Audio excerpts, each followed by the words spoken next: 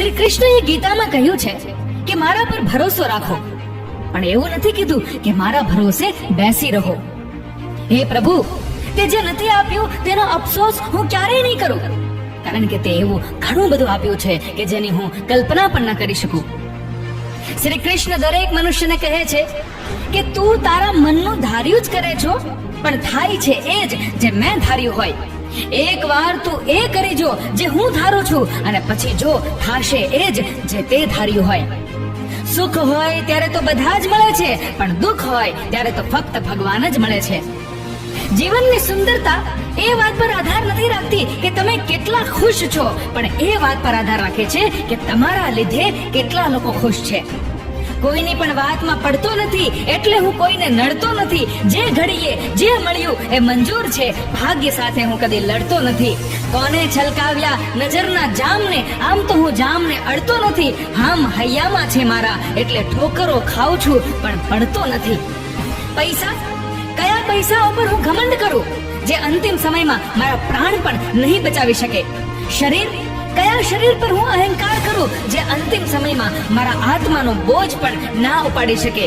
કયા શ્વાસ પર વિશ્વાસ કરું જે અંતિમ શ્વાસમાં મારો સાથ સૌથી પહેલા છોડી દેશે? અને કયા સંબંધો ઉપર હું આજે વિશ્વાસ કરું જે અંતિમ સમયમાં સ્મશાન પાસે પહોંચીને તૂટી જવાના છે? હા, જો યાદ આવ્યું, એક કામ કરું, સારા કર્મોની પોટલી બાંધવા માંડું જે અહીંયા પણ કામ આવશે અને બીજે પણ.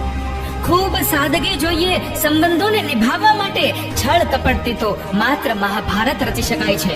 શ્રી કૃષ્ણ કહે છે કે શબ્દોથી માફ કરતા જાજો સમય નથી લાગતો, પણ દિલથી માફ કરતા પૂરી જિંદગી નીકળી જાય છે.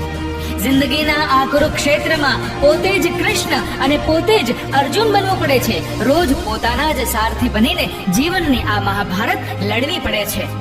જીવનમાં અડધા દુઃખો એટલે આવે છે કે આપણે એવા લોકો પર આશા રાખીને બેઠા છીએ જેના પર નહોતી રાખવી જોઈતી, અને અડધા દુઃખો એટલે આવે છે કે આપણે એવા લોકો પર શંકા કરી રહ્યા છીએ જેના પર નહોતી કરવી જોઈતી.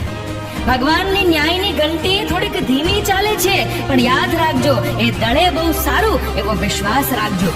ભગવાન તમને એ નહીં આપે જે તમને ગમે છે, એ તો એ આપશે જે તમારા માટે સારું છે. ઇતિહાસ કહે છે કે કાલે સુખ હતું, વિજ્ઞાન કહે છે કે આવતીકાલે સુખ હશે, પણ ધર્મ કહે છે કે જો મન સાચું અને દિલ સારું હશે તો રોજ સુખી થશો. અજ્ઞાની લોકો પોતાના લાભ માટે કામ કરે છે, જ્યારે બુદ્ધિમાન લોકો સમગ્ર સૃષ્ટિના લાભ માટે કામ કરે છે. પ્રભુ, સુખ પણ વાલું છે મને અને દુઃખ પણ વાલું છે. સુખ અને દુઃખ બંને તારા જ છે. સુખમાં હું આભાર માનું તારો, અને દુઃખમાં ફરિયાદ કરું. ગમે તે પરિસ્થિતિમાં રાખે તું મને, બંનેમાં તને હું યાદ કરું. પ્રહલાદ જેવો વિશ્વાસ હોય, દ્રૌપદી જેવી પુકાર હોય, મીરા જેવી વાત હોય, અને સાચા ભક્તની પુકાર હોય તો કૃષ્ણએ તો આવવું જ પડે છે. માન્યું કે દરેક તકલીફમાં મનુષ્યનું દિલ દુખે છે.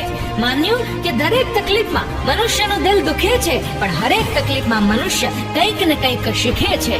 જે થવાનું છે એ તો થવાનું જ છે, અને જે નથી થવાનું એ નથી જ થવાનું. એવો દ્રઢ સંકલ્પ જે મનુષ્યના મનમાં હોય એને ચિંતા નથી સતાવતી.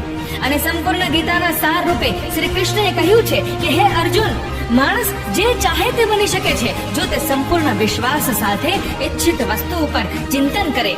મિત્રો, શ્રી કૃષ્ણની વાતો જેને સમજાઈ ગઈ એ જીવનમાં આવતી દરેક મુશ્કેલીઓનો સામનો કરવા સંપૂર્ણ સક્ષમ બનશે. અને એટલે જ જો તમને આ વિડીયો ગમ્યો હોય તો વધુમાં વધુ શેર કરજો.